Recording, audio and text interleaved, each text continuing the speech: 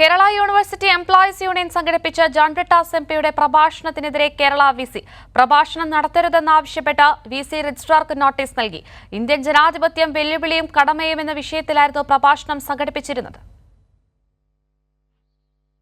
ഷീജയുടെ കൂടുതൽ വിശദാംശങ്ങളുമായി ഷീജ, എന്ത് സാഹചര്യത്തിലാണ് ഇങ്ങനൊരു വിലക്കേർപ്പെടുത്തിയത്? എന്താണ് ലഭിക്കുന്ന വിവരങ്ങൾ? കീർത്തി, കേരള യൂണിവേഴ്സിറ്റി എംപ്ലോയീസ് യൂണിയനാണ് പ്രതിമാസ പ്രഭാഷണ പരിപാടിയുടെ ഭാഗമായി ഇന്ത്യൻ ജനാധിപത്യം വെല്ലുവിളികളും കടമകളും എന്ന വിഷയത്തിലുള്ള ഈ പ്രഭാഷണം സംഘടിപ്പിച്ചത്. പക്ഷേ ഇന്നിപ്പോൾ കേരള സർവകലാശാല വിസി ആയിട്ടുള്ള ഡോക്ടർ മോഹനൻ കുന്നുമ്മൽ അദ്ദേഹം രജിസ്ട്രാർക്ക് നോട്ടീസ് നൽകി ഈ ഒരു പ്രഭാഷണം ഇവിടെ നടത്താൻ പാടില്ല എന്നാണ് ആ നോട്ടീസിൽ പറയുന്നത്.